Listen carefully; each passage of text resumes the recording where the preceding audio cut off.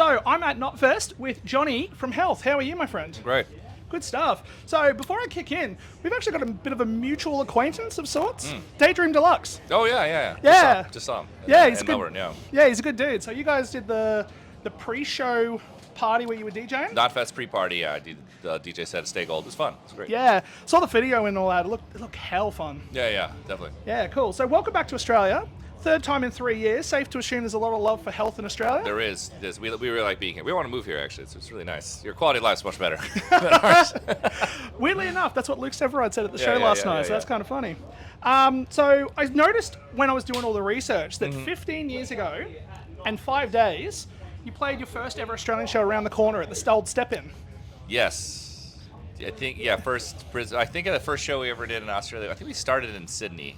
Yeah. Yeah, then I think it's like this is the second or third show. Or maybe it was the last show of that tour. It was a long time ago, yeah. Everything I was finding, it looked like Brisbane was first. That's the only reason I said it. Yeah. Any memories from hitting Australia for the first time? Yeah, I mean, we've never had, every show has always been, we all had a great time here. So even from our very first trip. So yeah, it's great. I remember Brisbane being like, oh, it's really hot here. Yeah. But that's about it, yeah. Cool. So obviously talking about Daydream, I guess, he turned me on to you guys a number of years ago. I really started hearing your guys' name, though, after you did Dark Mofo in 2023. Seemed like all of a sudden, the name Health was really popping up in a lot of my circles.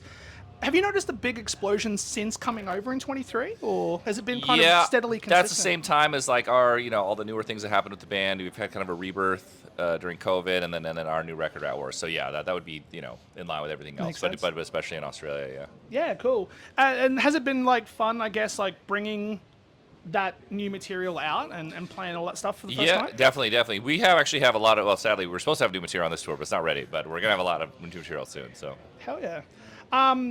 So you're here to support the latest record, Rat Wars, like I said. Yeah. Very rare for Australia to get the same album tour at least twice, and I think this is the third time, right? It's very odd. Yeah. Has the approach to putting a set together been interesting, considering, like, this is stuff you're not playing here for the first time? Or? I don't know. Well, we're playing the same thing we played. Sorry, but yeah. I don't know. And then obviously, Knotfest is a shorter set, so we had a new song we played, but we actually not a new song, new-ish song, the Deftones cover. But we're swapping that out today. So. Oh, I'm not playing it. Damn. Yeah. It's so hot, you can't see the thing. We got to change the tuning. It's taking too long. So yeah. No, that Deftones cover is sick. I love it. So there's also some sweet collabs on Rat Wars. You've got Willie Adler, Godflesh, Tyler Bates. Giving like the crazy history of collabs you've had in general. Has there anyone you kind of can't believe that you got? Well, 9 Inch Nails. I mean, come on. Yeah. I mean, 9 Inch Nails feels like a given. But yeah, you can't beat that. Yeah. What was the approach of working with them? Like, how did that all come about? It was an email. It was during COVID. Everyone was stuck at home, and we were just kind of shy. They're like, yeah, let's do it. It sounds fun. So it was all totally remote. No one was in the same room. All done over a phone and an email. Yeah. Anyone on the wish list? Tons of people. I mean, any of them. No one want to manifest? Knock Loose. How about that? Knock Loose. Fuck yeah. Let's do it. There's two collabs specifically I do want to talk about. One of them is a collab you guys actually did with Gunship. Oh yeah. That was a feature, I'd say. Yeah, more of a feature. Yeah. Oh yeah, sick. So that was probably my favorite record of 2023, and I think your guys' song and Empress of the Damned with Lights was the two best songs on that record for me by far. What was it like putting stuff together with them? That was just like Jake. Just like they sent him a song, he sent vocals back. That was it. Yeah, right. Quick. Wrapped up quick. Jake just did that. I didn't even work on that one. Did they write stuff for you, or did you kind of put your own little No, they kind of did. They're like, because he's like, Johnny, look, I called it Blood for the Blood God for you. Korn, like Warhammer. You love Warhammer, right? And I was like, yeah, I do love Warhammer. I love Warhammer. Big 40K fan. Who's your army? Blood Angels. Blood Angels, nice. Yeah. I used to play Dark Eldar, but I think they go by a new name. I can't remember what it's called. What? Eldari, whatever. Or no. It's like some. Oh yeah, I hate that. I hate that. It's like Astra Militarum. It's like this Imperial Guard. What the fuck? It sucks. You also guys did a song with Bad Omens as well. Yes. On the Bad Omens re-release. Yeah. Soundtrack Kind of thing, remix special. Whatever they call, the concrete expanded, whatever the fuck it's called. Concrete Forever, that's it. Yeah. Did they approach you for that, or?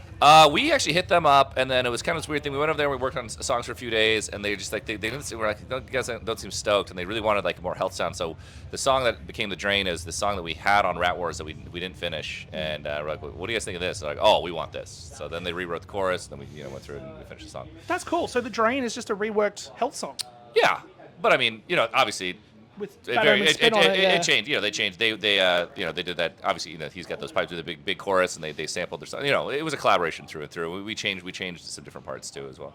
That's cool. I had no idea that was even something you guys kind of had sitting in the back pocket. Yeah. Well, it took a while for that record to come out, but yeah, it's great. Now, I was in a bar in Melbourne. They played it. The DJ just played it. And I was like, yeah. Sick. The other one I got here as well is I want to talk about the Be Quiet and Drive cover. Yeah. You guys don't really do covers that often. No, it was this thing. It's like, hey, Spotify Singles wants to do cover, and then it's like, who do we cover? And then it's like, I want to cover Typo Nega. They're like, they don't want that. It's like, well, how about Deftones? Like, okay, they love Deftones. And it's like, how the fuck are we gonna cover Deftones? And they're like, and then we worked it out. So I was pretty stressed about that, but I think it came out really good. Yeah, sick. Bit of a fun one. This one. You guys promote all your work with like crazy memes. Where did the shit posting come from? Is it just part of the personality? No, it's a slow. I don't know. It's a slow transition, and then all our fans just love it. I mean, all the memes I get from the Health Discord, and then all the fans start making memes about the band, and then it's like, well, that's great. And so we can post the band. We post the band memes, and then we post regular memes, and then just over time it's got more and more memey and more shit posty. Yeah. No, it cracks me up every time. Like I get like a new, like we'll see something where like you guys are announcing a new tour or something like that. It's always something just.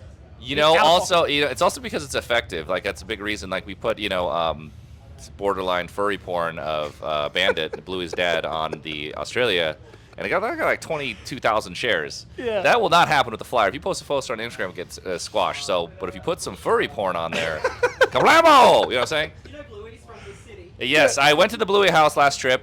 Some asshole painted over it. I saw the picture on the line. I'm like, oh, it's the Bluey house. I went to the fucking Bluey house. It's just gray. Some asshole bought it and painted it. I'm like, you should take it off the map. Some kid, if I told kid, you go to Bluey's house, it's like, it was just a regular ass house. Yeah. Last question. I'm a big video game fan. You guys did the soundtrack to Max Payne 3. Yes, we did.